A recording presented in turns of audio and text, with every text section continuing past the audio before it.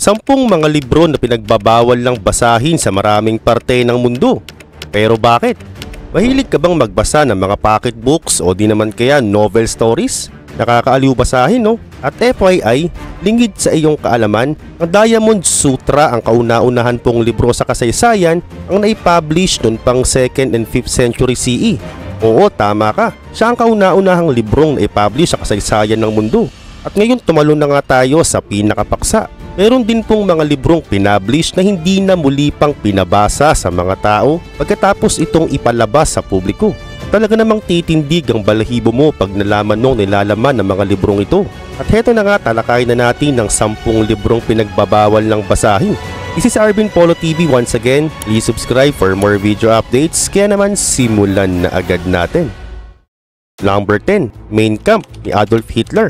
Ang aklat na ito'y pinagbabawal sa ilang mga bansa dahil naglalaman ito ng anti-Semitic at mga pangyayari sa kasaysayan ng Holocaust. Ibig sabihin, ang nilalaman ng librong ito ay mga negatibong opinyon, galit, relihiyon na patungkol lamang sa mga Hudyo. Ang libro ng Mein Kampf ay isang libro na sinulat ni Adolf Hitler. At kung babasahin sa English, ang ibig sabihin nito ay may struggle o may fight. Ito'y merong 2 volume na pinablish noong 1925 at 1926. Pero sino nga ba si Adolf Hitler? Sa mga di nakakaalam, si Adolf Hitler ay ang leader ng Nazi Party at dating Chancellor ng Führer ng Nazi Germany mula 1933 hanggang 1945. At dito sinulat ni Hitler ang pag-ayaw niya sa mga treaty at Versailles. Ang Treaty of Versailles ay isang mahalagang kasunduan na pinirmahan pagkatapos ng World War I noong 1919. Ito'y nilagdaan sa may Château de Versailles sa may France. At ang kasunduang ito'y isa sa mga pangunahing kasulatan pagkatapos ng gera na naglalaman ng mga kondisyon para sa ikakapayapa ng lahat. So ibig sabihin, ayaw ng kapayapaan ni Hitler. At dagdag pa nakasulat din sa libro niya ang pangarap niyang mamuno ang bansang Germany sa buong Europa. At oo, tama ka nang iniisip. Ang libro na ito ay para lamang sa mga Nazi at ginawa ito para gawin nilang batayan para sila'y magalit sa mga Hudyo. At ito rin ay naging inspirasyon ng mga kumakampi kay Hitler na kasapi ng Nazi Party. Naikalat naman ng librong ito sa buong bansa ng Germany. Pero pagkatapos ng World War II, September 2, 1945, ang librong Mein Kampf ay tuluyan ng pinagbawal sa buong bansa ng Germany at maging sa iba't ibang bansa para matigil na ang mga nabubuong ideya ng mga tao para sa mga Hudyo. Ganun pa man, ang copyright ng librong ito ay nasa may otoridad ng Bavaria, Germany at ni minsan hindi ito inilabas o pinakalat. Number 9. The Satanic Verses ni Salman Rushdie. Ang Satanic Verses ay naipublish noong taong 1988 ni Salman Rushdie. Salman Rushdie ay isang author na pinanganak sa bansang India at sa kalaunan siya ay naging isang British-American citizen. Ang una niyang sinulat ay ang librong Midnight's Children na nakasungkit ng Booker Prize noong 1981. At pagkatapos nito, nagkaroon siya ng malaking kontrobersya nang gawin niyang ika-4 niyang libro na may pinamagatang The Satanic Verses. Ang kwento ng librong ito ay paglalarawan ng mga buhay ng 2 magkaibigang taga-India na nagngangalang Gabriel Farishta at Saladin Chamcha. Silang dalaway nagkaroon ng masamang panaginip at naging dahilan ito para hindi na nga nila paniwalaan ang relihiyong Islam. May isa pang bahagi sa kwento ng libro na dinawit nila ang buhay ni Muhammad, ang propeta ng Islam. Dahil dito, ang mga fatwa o mga relihiyong leader ng Islam ay pinaghanap si Rushdie para parusahan ng kamatayan. Dahil nga nakagawa siya ng blasphemous na ang ibig sabihin magsusulat ng panglalait o pang-aalipusta sa relihiyong Islam. At dahil din dito, nagkaroon ng malawakang protesta ang mga Muslim sa iba't ibang parte ng mundo na naging dahilan para hindi na ito ikalat at ipublish pa. Number 8. Lolita ni Vladimir Nabokov. Ang Lolita ay sinulat ni Vladimir Nabokov noong 1955 sa wikang Ingles. Ito'y naging malaking usap-usapang libro dahil tungkol nga ito sa may sexualidad. Si Vladimir Nabokov ay isang Russian-American at ang Lolita nga ang kanyang pinakasikat na librong ginawa. At sa kwento nga ng Lolita, ay pinagbibidahan ito ng isang mid-aged na lalaki na si Herbert Humbert at nagkagusto siya sa isang dalagitang 12 anyos lamang na mayroong pangalang Lolita. At sa kwentong ito, umikot ang mga mahalay na pag-iisip at mga pangarap niya para kay Lolita na kanyang minamahal. At sa kabila nito, ang ginawang paraan ni Humbert para makasama si Lolita ay pinakasalan nito ang ina ni Lolita para araw-araw niya nang makita si Lolita. Ganun pa man, tinigil ang pag-publish ng libro dahil nga naman kahit saan mo tignan, napaka-sensitive ng paksa na ito para sa mga bata. At bagamat tinigil na ang pag-publish ng libro na ito, ay naging isang matagumpay naman itong pelikula na pinalabas noong 1997. Number 7, The Catcher in the Rye ni J.D. Salinger. Ang Catcher in the Rye na sinulat ni Salinger noong 1945 ay sinapubliko noong taong 1951. Si J.D. Salinger ay pinanganak noong January 1, 1919 sa may New York City. Pagkatapos ng kontrobersya sa kanyang nobela, hindi na siya sumulat pang muli. At bukod doon, tumanggi na siya sa mga interview at naging masaya na lamang siya sa kanyang pribadong buhay. Pero ano nga ba ang nilalaman ng libro niya?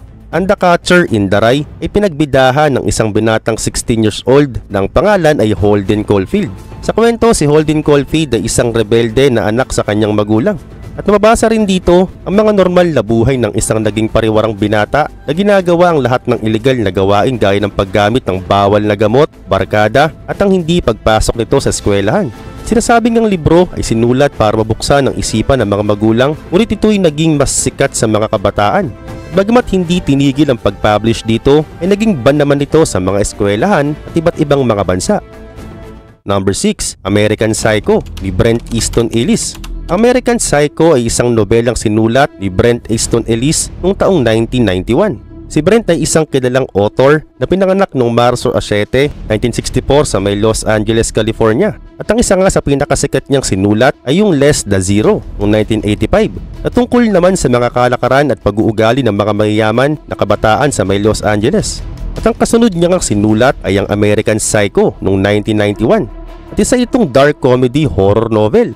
Naging kontrobersyal ang libro nito dahil ang kwento ay tungkol kay Patrick Bateman. Si Patrick ay nasa kanyang late 20s o early 30s na at may magandang propesyon sa buhay ayon sa kwento. Meron din siyang makisig na pangangatawan at masasabing boyfriend material talaga siya pag nakita mo. Pero sa kanyang maamong muka ay may tinatago pala itong sikreto. At yun nga ay yung pagiging serial killer niya. Sa kwento sinulat pa ni Ellis ang eksaktong detalye kung paano namaslang si Patrick sa kwento. At ang dahilan ito nga naging resulta kung bakit na ito pinagbawal. At bagamat pinagbawal na ito, ginawan pa nga ito ng isang pelikula na pinagbibidahan ni Christian Bale noong 2000. Number 5, Brave New World ni Aldous Huxley. Ang Brave New World ay sinulat ni Aldous Huxley noong 1932. Si Aldous ay isang kilalang author at philosophy mula sa England at siya'y sinilang noong June 26, 1894. Ang kwento ng Brave World ay tungkol sa future era kung saan ang mga tao ay ipapanganak sa proseso ng isang laboratorio. Ibig sabihin lahat ng katangian, kilos, damdamin, pananalita ay nakaprogram na bago pa sila ipanganak. At dagdag pa dito, ang mga pinanganak daw sa laboratory ay tinatanggalan ng pakiramdam na malungkot, mabalisa sa pamamagitan ng mga gamot na nilalagay sa mga ito. Pero sa kalaunan tinigil ng paglabas sa kwento dahil naglalaman nga ito ng mga anti-religion daw at anti-family. Number 4, The Da Vinci Code ni Dan Brown. Si Dan Brown ay pinanganak noong June 22, 1964 sa Exeter, New Hampshire, Estados Unidos. At siya'y naging kilala nang i-publish niya ang librong The Da Vinci Code noong 2003. Ang kwento ay umiikot tungkol sa kasaysayan, mga relihiyon at mga sekreto di umano ng simbahang Katoliko. Nagsimula ang kwento pagkatapos makita ng bida na si Robert Langdon ang isang paring sugatan sa isang museum sa Paris. Bago pa man ito bawian ng buhay, binigay nito kay Robert ang isang parang animoy agimat na magdadala sa kanya sa panibagong paglalakbay para malaman o ma-decode ang Mona Lisa na ginuhit ni Da Vinci. At kung maaalala, noong sinulat ni Dan Brown ang Angels and Demons na prequel na Da Vinci Code. Dahil sa ganda ng kwento nito, ito'y naging pelikula noong 2006 na naging isang American mystery thriller film na dinirektan ni Ron Howard at pinagbidahan naman ni Tom Hanks. At sinasabing naban ng libro na ito pagkatapos itong isa pelikula dahil sa marami daw itong mga content na may pagka-blasphemous para sa ibang mga relihiyon. Totoo naman eh. Number 3, Lady Chatterley Lovers ni D.H. Lawrence. Si D.H. Lawrence o si David Herbert Lawrence ay isang author na pinanganak noong September 11, 1885 sa Eastwood, England. Naging sikat si Lawrence dahil sa mga nobela niyang merong pagkasekswal. Noong 1928, sinulat niya nga ang Lady Chatterley's Lover na talaga namang nagpabantog sa pangalan niya. Ang kwento ay nagsisimula sa pagpapakilala kay Constance Chatterley, isang babaeng mayamang Briton na may asawang si Sir Clifford Chatterley, isang aristokrat na may-ari ng minahan. At dahil sa nangyaring aksidente kay Clifford sa minahan, siya'y na-paralyze at naging physically at emotionally detached sa kanyang asawa. Dahil sa kawalan ng intimacy at pagmamahal sa kanilang relasyon, naiwan si Constance na nag-iisa sa malawak na Chatterley Estate at doon nakilala niya si Oliver Mellors at siya ang gatekeeper o tagabantay ng hayop sa estate. At sa kabila ng kanilang magkaibang antas sa lipunan, nagsimula silang magkaroon ng romance. At pagkatapos nito, ang kanilang relasyon ay naging sexual at ito'y nagdulot ng fulfillment at pag-usbong ng damdamin kay Constance. Kahit naging maganda ang takbo ng kwento ng Lady Chatterley's lover, ito'y naban sa ibang mga bansa dahil sa pagiging immoral na karakter ni Constance at Oliver. Number 2. The Communist Manifesto ni Karl Marx at Friedrich Engels. Ang The Communist Manifesto ay sinulat ng dalawang author na sila Karl Marx at Friedrich Engels. Silang dalawa ay mayroong parehong ideya tungkol sa paglunsad ng komunismo bilang isang alternate system sa kapitalismo. Ang libro ay nilabas ng dalawa noong taong 1848. Sinasabing ito'y tungkol sa Marxismo na merong ibig sabihin mga materyales na ginagamit sa pag-aaral ng history. At talaga namang naging matunog ang libro na ito noong mga panahong yun. At nagpalakas pa nga ito ng ideya ng komunismo. Dahil naging kontrobersyal nga ito noong mga panahong yun, pinatigil na itong i-publish at basahin. Number 1, ang pinakahuli, The Anarchist Cookbook, William Powell. Ang librong ito ay nilabas noong taong 1971 ni William Powell. Sinasabing nung 14 years old pa lamang siya, sinulat niya na ito. At ang habang tumatagal ang panahon, nabago ng pananaw niya tungkol sa libro. Ang libro na ito ay naglalaman ng mga IEDs or Improvised Explosive Devices, kasama ng mga improvised weapons at mga chemical na maaring magdulot ng pinsala. Ito'y original na sinulat bilang isang anti-establishment o pagtutol sa mga economic principles ng ekonomiya. Ginamit pa nga librong ito para mailabas ni Powell ang kanyang saloobin sa pag-ayaw niya sa pamahalaan at lipunan nung panahong maraming kilusan at protesta laban sa gobyerno. Dahil dito, pinagbawal ng gobyernong ilabas sa publiko ang librong ito para makaiwas na rin sa ideya ng terorismo at pagrarally ng mga tao. 10 mga mensahe na iniwan sa atin ng mga nagdaang panahon. Welcome sa Arvin Polo TV. Maraming mga mensahe ang naiwan sa atin ng mga nagdaang panahon sa pamamagitan ng mga naiwang bagay tulad na lamang ng mga manuscripts. Ngunit ang ilan sa mga ito ay mahirap maunawaan dahil medyo luma na at kakaiba ang mga nakasulat o nakaukit dito. Subalit mahalaga naman ang mga ito upang maunawaan natin ang ating kasaysayan. At sa video ngang ito ay pag-uusapan at aalamin natin ang 10 mga mensahe ng sinaunang panahon. Number 1. Rosetta Stone. Ang Rosetta Stone ay isang granodiorite stele na natagpuan noong 1799 sa bayan ng Rashid sa Egypt. Nakasulat dito ang isang kautusan na inisyu noong 196 BCE sa Memphis, Egypt sa ngalan ni King Ptolemy V. Ang pagkakatuklas nito ay naging mahalaga sa pag-decode ng mga hieroglyphs upang maunawaan ang sinaunang wika ng Egypt. Samantala, ang kautusan na nakasulat sa Rosetta Stone ay nagpapahayag ng pagkilala at pasasalamat ng pari kay Haring Ptolemy V para sa kanyang mga naging ambag sa templo at relihiyon. Ito ay nagsasaad ng mga benepisyo na ibinigay ng hari sa mga pari tulad na lamang ng pagpapababa ng buwis. Gayon din, natuklasan ng mga French armies ang Rosetta Stone habang nagtatayo sila sa kuta. Agad na napansin ng mga scientist ng Napoleonic Expedition ang kahalagahan nito kung kaya't nagsagawa sila ng mga pag-aaral tungkol dito. Ang pag-decode ng Rosetta Stone ay nagawa ni Jean-François Champollion, isang French linguist at scholar noong 1822, gamit ang kanyang kaalaman sa Coptic language at sa pamamagitan ng pagtutugma ng mga Greek names na nakasulat sa parehong Greek at hieroglyphic texts ay nalaman niya ang kahulugan ng maraming hieroglyphic symbols.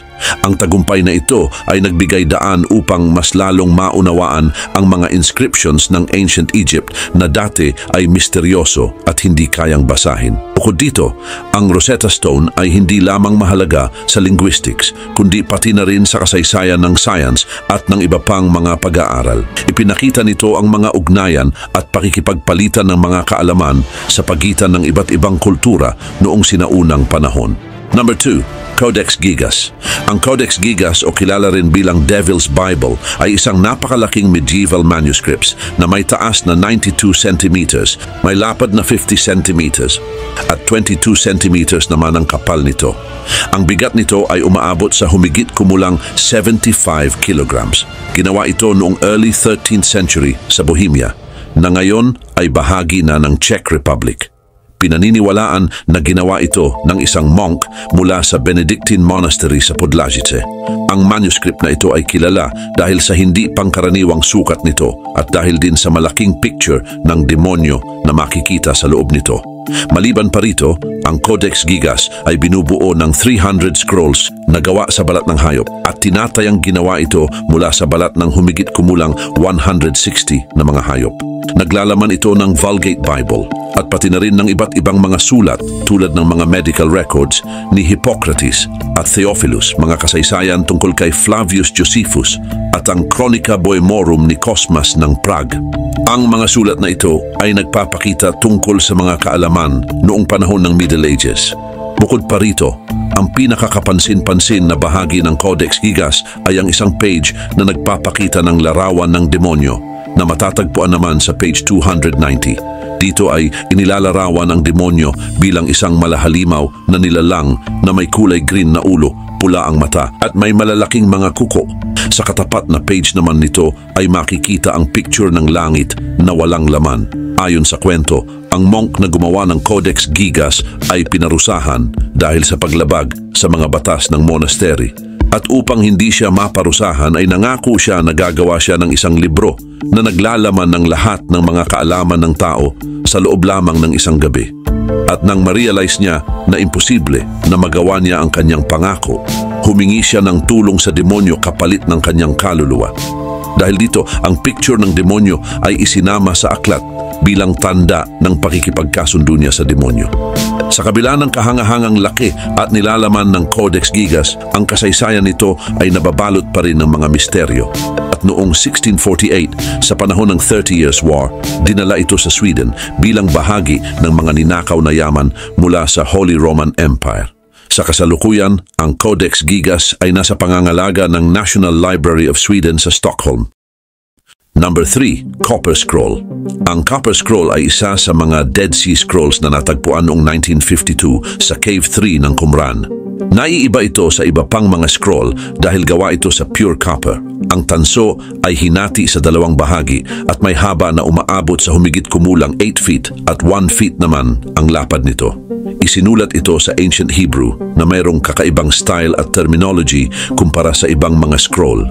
Samantala, ang Copper Scroll ay isang uri ng treasure map. Naglalaman ito ng listahan ng 64 locations kung saan nakatago ang malalaking kayamanan tulad ng ginto, silver at iba pang mahahalagang bagay. Ang mga locations na ito ay puno ng mga detalye dahil nakalagay dito ang mga tiyak na distansya at directions. Ngunit ang mga lugar na tinutukoy dito ay hindi madaling maunawaan. Dahil dito, nahirapan ang mga professional archaeologist at mga eksperto sa Hebrew na tukuyin ang mga lugar na ito. Ngunit saan nga ba nanggaling ang mga kayamanang ito? Kaugnay nito, maraming teorya ang lumitaw tungkol dito. May isang theory na nagsasabi na ang mga ito ay maaaring bahagi ng Temple of Herodes na itinago bago ang pagsalakay ng mga Romano noong 70 CE o maaari din namang bahagi ito ng kayamanan ng isang religious sect tulad ng Essenes. Kasunod nito, maraming mga expeditions at paghahanap ang isinagawa upang hanapin ang mga kayamanang tinutukoy ng Copper Scroll. Ngunit wala pang sino man ang nagtatagumpay sa paghahanap dito. At noon ngang 1955, ang Copper Scroll ay dinala sa Manchester University sa England kung saan ito maingat na pinutol upang basahin ang mga nakaukit na salita dito. Ang proseso ng pagbubukas at pag-interpret dito ay naging mahirap dahil luma na ang tanso at ang inscriptions nito. Number 4, Piri Reis Map. Ang Piri Reis Map ay isang ancient map na ipininta sa balat ng hayop noong 1513 ni Piri Reis, isang kilalang Ottoman admiral at cartographer. Ang mapa na ito ay itinuturing bilang isang mahalagang artifact ng ancient cartography dahil sa kakaibang impormasyon na ipinapakita nito, partikular na ang mga bahagi ng Amerika at Antarctica. Si Piri Reis ay ipinanganak bilang Ahmed Muhyiddin Piri. Inipon niya ang mga impormasyon mula sa iba't ibang mapa at manuscripts upang buuin ang kanyang masterpiece. Kabilang sa mga pinagkuhanan niya ng mga impormasyon ay ang mga mapa ng Ancient Greek, Arab at kahit sa mga documents mula kay Christopher Columbus. Ang Piri Reis Map ay nagpapakita rin ng mga baybayin ng Western Europe, North Africa at ng Eastern part ng Amerika. Samantala, isa sa pinakakapansin-pansing aspeto ng mapa ay ang representation ng Antarctica na tila walang yelo. Nagpapahiwatig ito na posibleng may alam dito ang mga ancient civilizations bago pa man natuklasan ang kontinenteng ito. Bukod dito, isa pang kapansin-pansing characteristics ng Piri Reis map ay ang accurate representation ng latitude at longitude nito na nagpapakita ng malawak na kakayahan sa cartography noong panahong iyon. Ang eksaktong detalye at sukat na ipinapakita sa mapa ay nagdulot ng maraming haka-haka at debate. Ang ilan ay naniniwala na ito ay isang ebidensya patungkol sa malawak na kaalaman ng mga sinaunang sibilisasyon. Maliban pa rito, ang mapa ay itinuturing din bilang isang mahalagang artifact ng cartography, kundi pati na rin sa larangan ng maritime navigation ng Ottoman Empire dahil pinapakita nito ang lawak ng kaalaman ng mga ancient travelers. At sa kanya namang mga data, ipinaliwanag ni Piri Reis na ginamit niya ang mga mapa ni Columbus at ang iba pang mga sinaunang mapa. Number 5, Phaistos Disc. Ang Phaistos Disc ay isang misteryosong artifact na natuklasan sa sinaunang palasyo ng Phaistos sa isla ng Crete. Na-discover ito ng Italian archaeologist na si Luigi Pernier noong 1908. Ang disc ay tinatayang nagmula pa noong 2nd millennium BCE, bandang 1850 hanggang 1600 BCE sa panahon ng Middle Minoan o Late Minoan Bronze Age. Ang kakaibang artifact na ito ay gawa sa dried clay at may sukat na humigit kumulang 15 centimeters in diameter. Samantala, ang mga kakaibang script nito ang nagiging dahilan kung bakit natatangi ito sa iba pang mga archaeological discoveries. Ang disc ay may kabuuang 241 unique marks na binubuo naman ng 45 unique symbols. At marami sa mga ito ay kumakatawan sa mga bagay tulad ng mga human figures, hayop, halaman at mga kagamitan. Ang mga simbolo ay iniukit sa clay gamit ang mga seals. Ang mga simbolo ay nakaayos sa isang continuous spiral mula sa gilid patungo sa gitnang bahagi nito. Ito ay isang format na hindi nakikita sa ibang mga sinaunang script. Sa paglipas ng mga taon, maraming teorya ang iminungkahi upang malaman ang kahulugan at layunin ng Phaistos Disc. May ilang mga scholars na nagsasabi na maaaring ito ay isang anyo ng proto-writing na ginagamit para sa mga religious o ceremonial activities. Subalit ang iba naman ay nagsasabi na maaaring isa itong uri ng game board, kalendaryo o sulatan ng mga mahahalagang pangyayari. Ang mga simbolo ay iniuugnay sa iba't ibang ancient languages tulad ng Linear A at Linear B. Ito ang mga script na ginagamit ng mga Minoan at Mycenaean.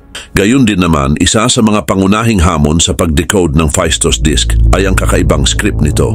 Ang mga simbolo ay hindi tumutugma sa anumang mga wika na mayroon tayo ngayon. At ang kawalan ng isang bilingual inscriptions tulad ng Rosetta Stone ay nagpapahirap sa pag-cross-reference ng mga symbols. Ang pagkakatuklas ng disc sa mga fossils ng palasyo ng Minoan sa Phaistos ay nagbibigay ng ilang impormasyon tungkol sa pinagmulan nito. Ang Phaistos ay isa sa mga pangunahing sentro ng Minoan civilization na kilala dahil sa kanilang advanced architecture, arts at pakikipagkalakalan. Number 6, Kryptos Sculpture. Ang Kryptos Sculpture ay isang kilalang encrypted artwork na ginawa ni artist Jim Sanborn. Matatagpuan ito sa labas ng headquarters ng Central Intelligence Agency o CIA sa Langley, Virginia. Ang sculpture na ito ay inilunsad noong 1990 at kilala din sa kanyang misteryosong cryptographic inscriptions na patuloy na pinag-aaralan ng mga code breakers at cryptographers sa buong mundo. Ang pangalan nito na Kryptos ay mula sa Greek word na nangangahulugang nakatago. Ang Kryptos ay binubuo ng 4 na magkakahiwalay na sections o panel at ang bawat isa ay naglalaman ng mga encrypted messages.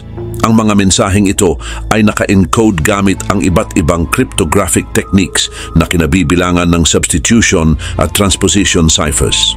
Subalit nang inilabas ito sa publiko, 3 lamang mula sa 4 na mga mensahe ang na-decrypt at ang pang-4 na bahagi na kilala din bilang KA4 ay hindi pa rin nabubuksan hanggang sa kasalukuyan. Samantala, ang unang bahagi ay naglalaman ng isang simpleng mensahe na nagsasabing, "Between subtle shading and the absence of light lies the nuance of occlusion."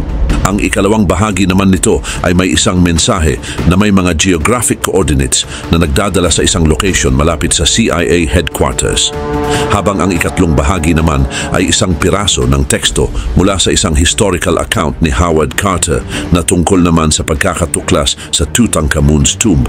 Dagdag pa dito, ang ikalawang bahagi ng mensahe ay may mga coordinates ng isang location na matatagpuan sa loob ng CIA headquarters na nagsasabing, "It was totally invisible. How's that possible? They used the Earth's magnetic field, X. The information was gathered and transmitted underground to an unknown location, X. Does Langley know about this? They should. It's buried out there somewhere. X, who knows the exact location? Only WW. This was his last message.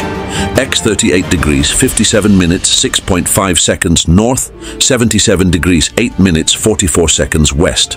Ang mensahe na ito ay nagpapahiwatig na mayroong isang bagay na ibinaon sa lugar ng CIA.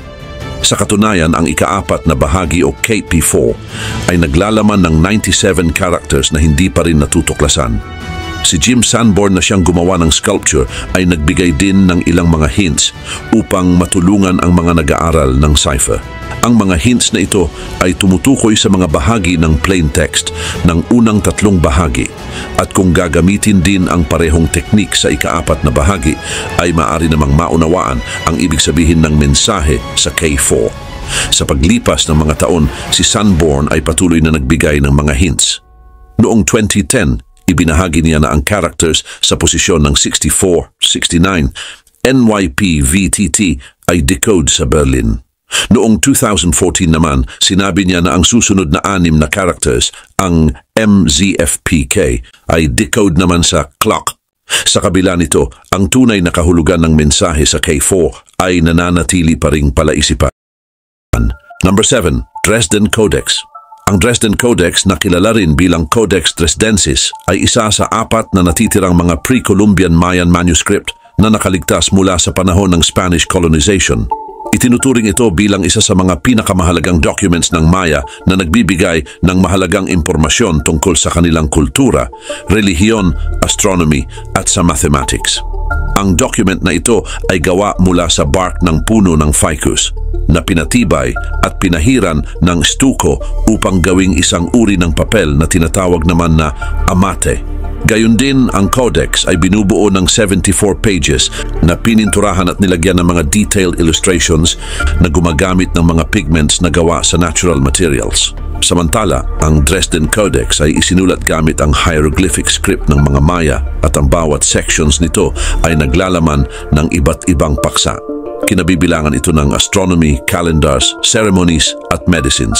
Ang codex ay nagpapakita din ng masusing pag-aaral tungkol sa mga bituin at mga planeta katulad ng Venus. Kaugnay nito, ang mga Maya ay mayroong interes sa Venus kung kaya't isinama nila ito sa kanilang kalendaryo upang mahulaan ang mga pangyayari tulad ng digmaan at mga ceremonial occasions. Bukod pa dito, ito din ay mayroong mga astronomical calculations.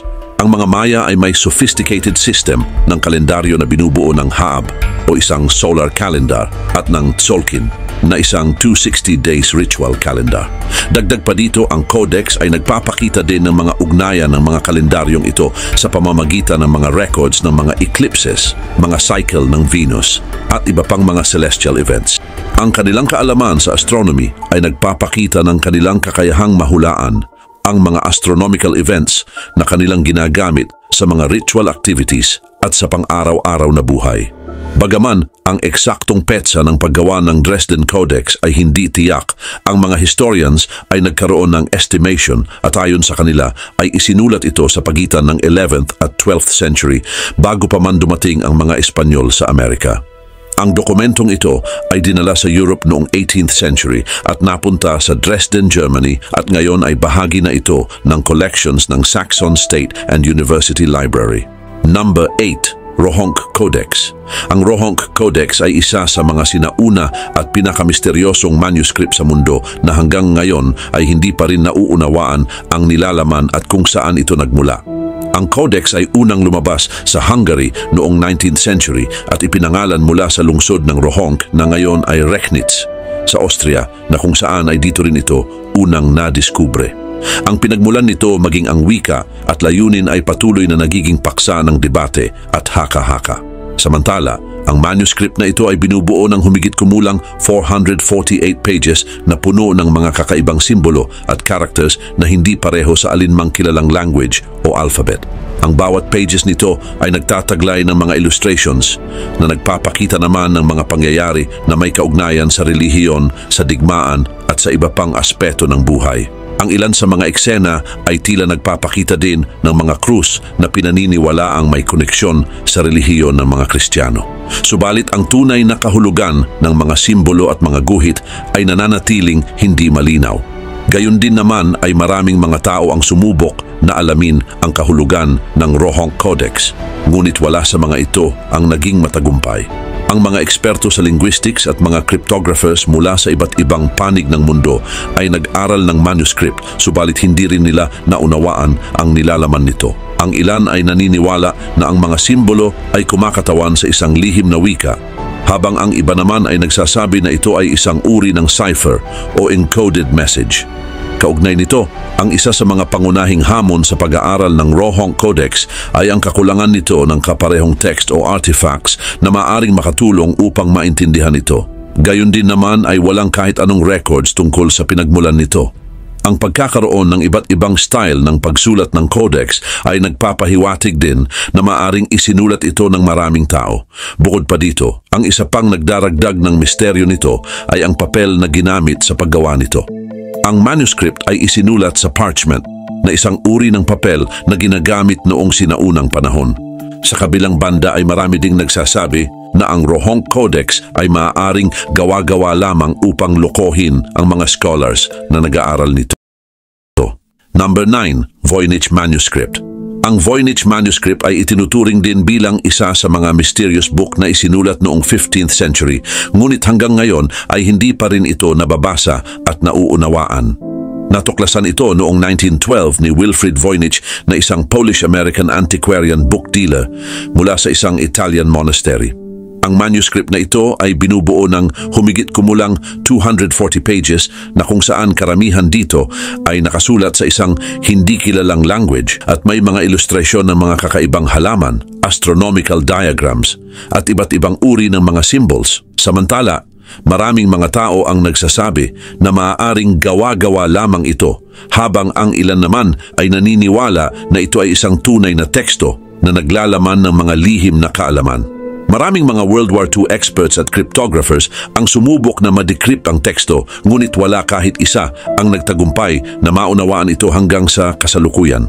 Subalit ang isa sa mga pinakamahalagang bahagi ng manuscript ay ang mga illustrations ng mga halaman na hindi pa nakikita sa field ng botany. Ang mga image na ito ay hindi rin tumutugma sa kahit anong uri ng flora species. May mga sections din mula sa manuscript na tila nagpapakita ng mga astronomical at astrological diagrams tulad ng celestial symbols, star charts, planetary configurations at iba pang mga astronomical motifs na kung saan ang mga ito ay mas lalong nakadagdag sa pagkalito tungkol sa tunay na layunin at pinagmulan ng manuscript na ito. Sa makatuwid, maraming mga theories ang nagpaliwanag tungkol sa pinagmulan ng Voynich Manuscript. Ang ilan ay naniniwala na ito ay isang medieval pharmacopoeia na isang manual tungkol sa mga halamang gamot at sa paraan ng paggamit nito. Ngunit ayon naman sa iba, ito ay maaaring isang secret book ng alchemy o maaari din naman na isang mystic text na naglalaman ng mga kaalaman tungkol sa metaphysics. Subalit, noong 2014, ang mga researchers mula sa University of Bedfordshire ay nagsagawa ng mga pag-aaral. At ayon sa kanila, ay maaaring isinulat ito sa isang nawalang language ng mga taga-Mesoamerica. Ngunit sa kabila ng mga advanced technology, ang tunay na layunin, language at ang pinagmulan nito ay nananatili pa ring palaisipan. Sa kasalukuyan, ang Voynich Manuscript ay matatagpuan sa Beinecke Rare Book and Manuscript Library sa Yale University. Number 10, Antikythera Mechanism. Ang Antikythera Mechanism ay isang sinaunang mechanical device na natuklasan noong 1901 sa isang lumubog na barko malapit sa isla ng Antikythera sa Greece. Itinuturing ito bilang kauna-unahang analog computer na ginagamit upang i-calculate ang mga posisyon ng mga planeta at mga solar at lunar eclipses. Ang device na ito ay may edad na mula 150 BCE hanggang 100 BCE at ito ay gawa sa mga gears. Ang mechanism ay binubuo ng mahigit 30 interlocking bronze gears at may kasamang mga inscriptions na nagpapaliwanag tungkol sa mga mechanisms at mga calculations nito. Samantala, ang pangunahing part naman ng mechanism ay isang complex system ng mga gears na nagpapakita ng paggalaw ng araw, buwan at mga kilalang planeta sa mga panahong iyon. Ang front dial ay nagpapakita ng mga zodiac signs at kalendaryo, habang ang likod na bahagi naman ay nagpapakita ng mga cycles ng mga eclipse at iba pang mga astronomical phenomena. Kaugnay nito, ang mga scientists at mga historians ay nagsagawa ng iba't ibang mga pag-aaral upang muling buuin at maunawaan ang mechanism na ito. At noon ngang 1950s, ang British scientist na si Derek de Solla Price ay nagsagawa ng mga pagsusuri gamit ang X-ray at gamma ray. Ang kanyang pag-aaral ay nagdulot ng mga bagong idea sa larangan ng ancient technology at mechanical engineering. Bukod dito, ang Antikythera mechanism ay mayroon ding malaking impluensya sa kasaysayan ng science at technology. Nagpapakita ito ng mataas na antas ng kaalaman sa astronomy at mathematics ng mga ancient Greeks. Ang kanilang kakayahan na gumawa ng isang ganitong complicated device ay nagpapahiwatig ng kanilang advanced na kasanayan pagdating sa technology. Sa kasalukuyan, ang Antikythera mechanism ay nasa National Archaeological Museum sa Athens, Greece. At patuloy pa rin itong pinag-aaralan ng maraming mga historians upang mas lalo pang maunawaan ang mga detalye at kakayahan ng mechanism na ito. The Holy Bible, a compilation of 66 books divided into 2 separate testaments. 10 most influential books. Welcome to Arvin Polo TV. Ang mga libro ang nagsilbing unang gabay natin sa pag-aaral at sa mga paghahanap ng information na pilit nating inaalam na siya namang nakatulong sa kung anong mga theory at sagot ang ating hinanap. Sa kabila ng paglipas ng panahon, may mga aklat na nanatili at patuloy na nagbibigay ng impluensya sa lipunan, relihiyon, politika at science. At sa bawat pahina, makikita natin ang mga ideya at kwentong humubog sa ating lipunan. Nagbigay inspirasyon sa mga revolusyon at nagbukas ng mga bagong landas sa pag-unawa sa ating pagkatao at paligid. Kaya't samahan niyo ako na buklatin ang 10 most influential books na patuloy na nagbibigay liwanag at gabay sa daan ng kaalaman at pagbabago. Tara na't simulan na natin. Number 1. The Bible. Ang Biblia ay isang koleksyon ng mga banal na kasulatan na itinuturing na salita ng Diyos sa Hudaismo at Kristyanismo at binubuo ng dalawang pangunahing bahagi. Ito ang lumang tipan na kinikilala ng parehong relihiyon at ang bagong tipan na exclusive na tinatanggap ng mga Kristiyano. Isinulat ito sa loob ng maraming siglo sa Hebreo, Aramaic at Greek at nagkaroon ng malaking impluensya sa kasaysayan ng relihiyon, philosophy, ethics, arts, culture, at politics. Ang mga aral ng Biblia ay nagbigay gabay sa pamumuhay at moralidad ng bilyon-bilyong tao sa buong mundo at ang 10 utos ay nagsilbing standard ng mga batas sa maraming bansa. Malalim din ang naging kontribusyon ng Biblia sa arts at literature, kung saan maraming masterpiece ang galing sa mga kwento at tema nito, mula sa mga offensive pictures hanggang sa mga classic literary work. Bukod dito, ang Biblia ay naging instrumento sa pagbuo ng history at politics, mula sa mga crusade hanggang sa Reformation, at nagbigay inspirasyon sa mga freedom movement, human rights at justice. Samantala, sa edukasyon, ang pag-aaral ng Biblia ay naging sentro sa maraming kultura at naging mahalaga rin ito sa language and linguistic development dahil sa pag-translate nito sa mahigit 3,000 languages na nagpayaman sa iba't ibang alphabets at paraan ng pagsulat. Gayunpaman, ang Biblia ay nagbigay hindi lamang ng pagkakaisa kundi pati na rin ng division dahil sa iba't ibang interpretasyon na nagresulta sa paglabas ng different religious beliefs and denominations sa loob ng Kristyanismo. Gayunpaman, ang historical translations tulad ng Septuagint, Vulgate at King James Version ay nagkaroon ng malalim na influence hindi lamang sa relihiyon kundi pati na rin sa culture at literature, lalo na sa mga taga-West. Sa kabuuan, ang Biblia ay hindi lamang isang religious document, kundi isang cultural heritage na patuloy na nagbibigay daan upang maunawaan ang kasaysayan, kultura at pagkatao ng sangkatauhan.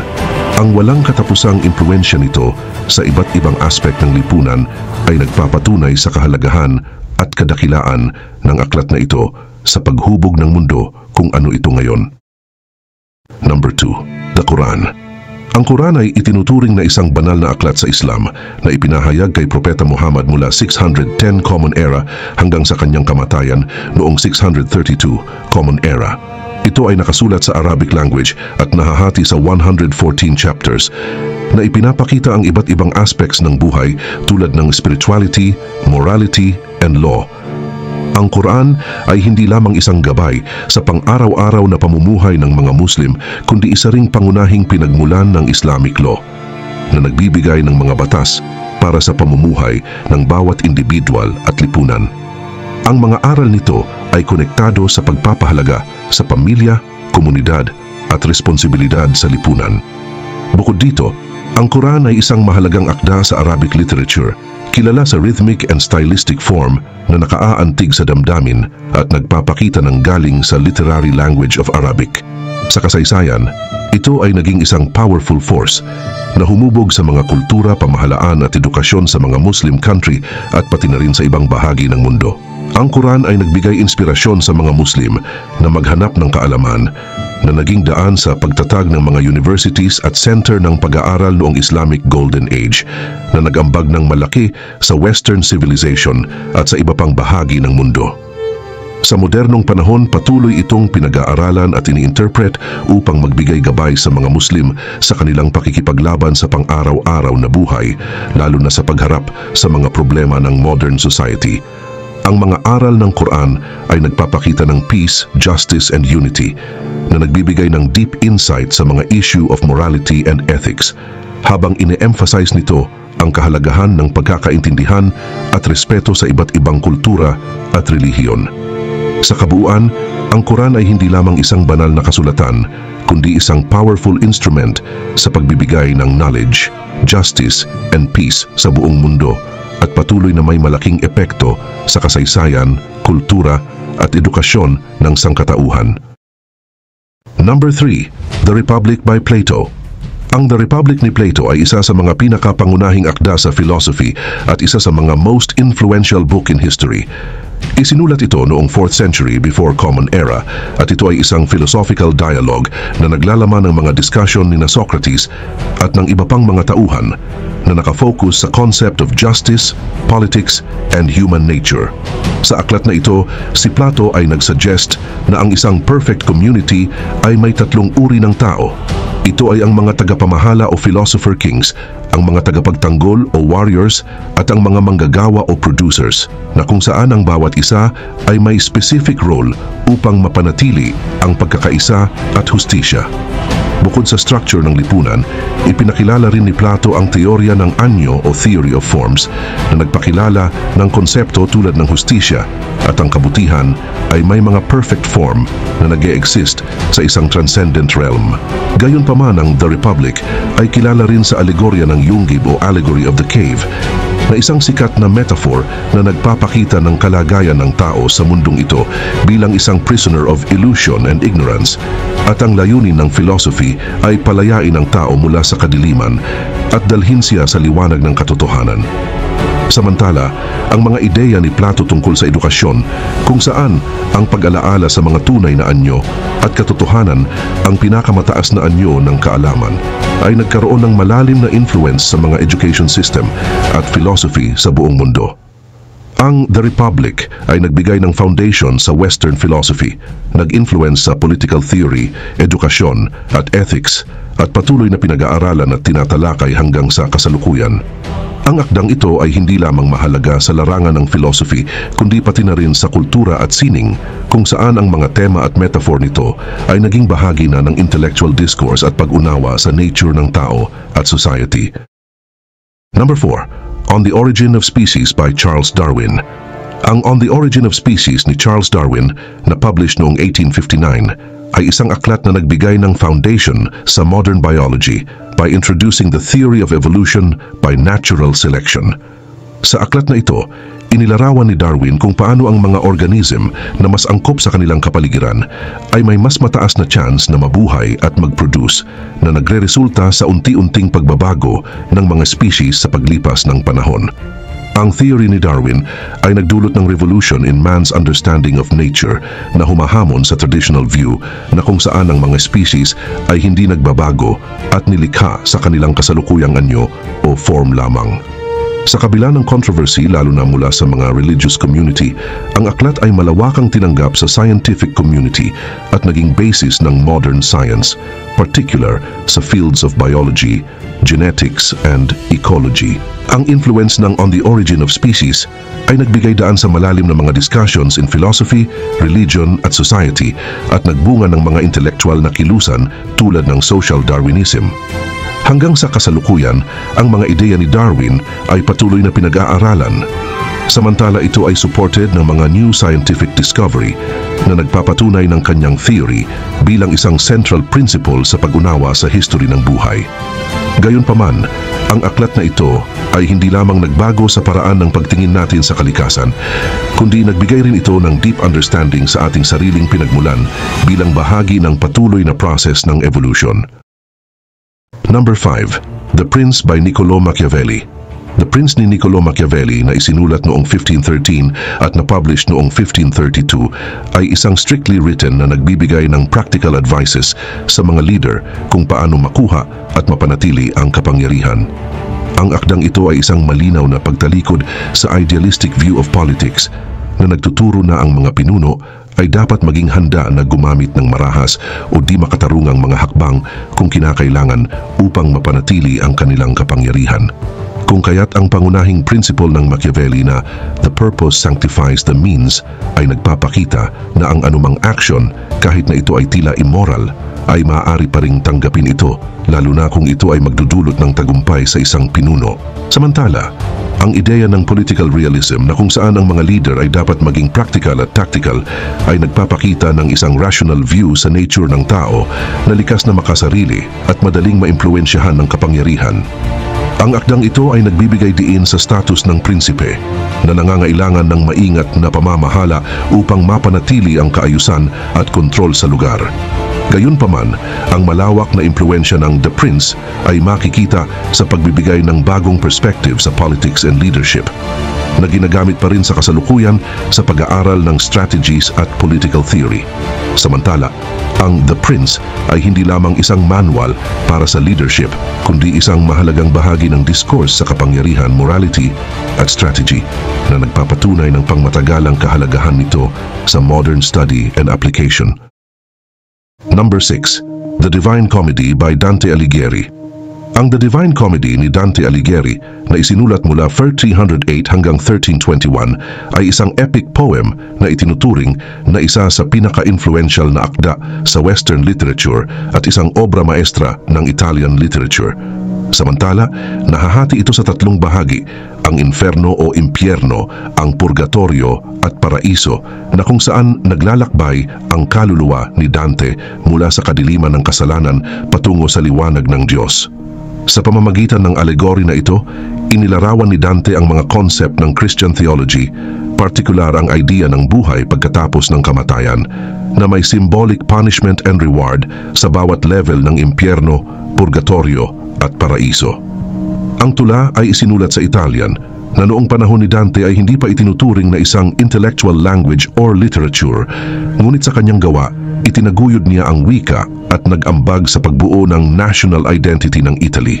Ang The Divine Comedy ay isang important record ng politics, religion, and culture na naglalarawan ng mga aktual na tauhan at events, at ito rin ay nagsilbi niyang diary noong kanyang panahon. Ang impluensya ng akdang ito ay sumasaklaw sa arts, literature at philosophy, na nagbigay inspirasyon sa mga dakilang artista, writers at compositors tulad nina Michelangelo at T.S. Eliot. Gayunpaman, bilang isang moral and philosophical works, binibigyang inspire nito ang mga mambabasa na mag-reflect sa kanilang spirituality at morality. na nagbibigay diin sa mga resulta ng kanilang mga desisyon sa buhay. Number 7. The Rights of Man by Thomas Paine.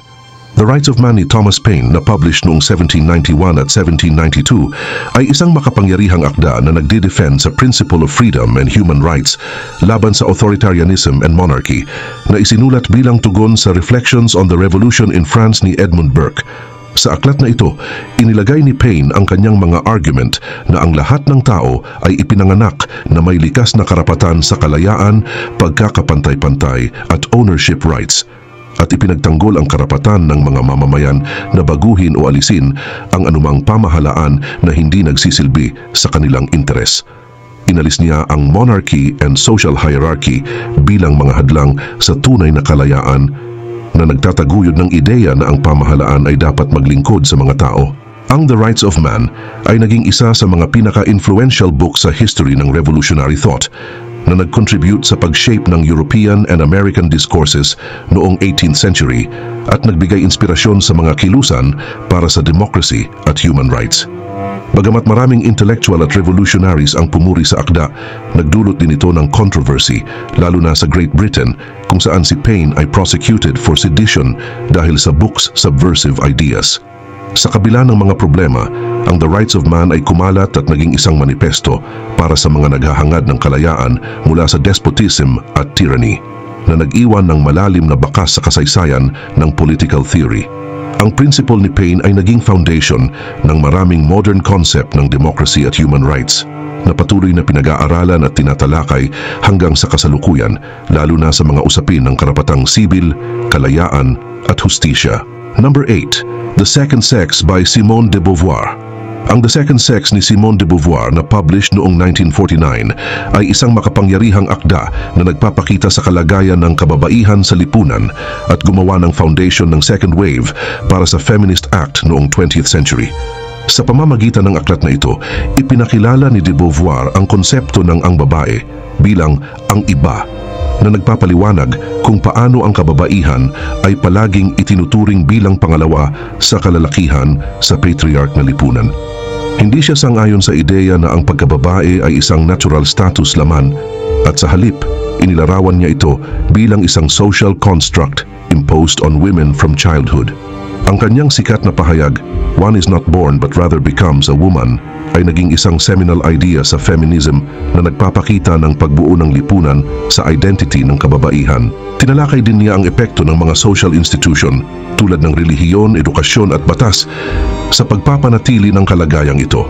Ang The Second Sex ay naging inspirasyon sa kilusang feminista at nagbigay daan sa mga kababaihan na labanan ang diskriminasyon, sexism at mga tradisyonal na papel na itinatakda sa kanila. Bagamat ang akda ay nagdulot ng controversy at hindi sang-ayon ang mga conservatives, ito ay naging isang bestseller at patuloy na naging bahagi ng feminist diskuray sa buong mundo.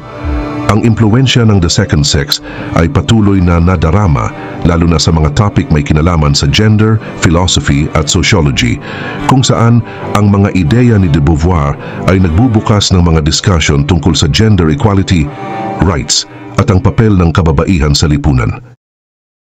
Number 9. A Brief History of Time by Stephen Hawking.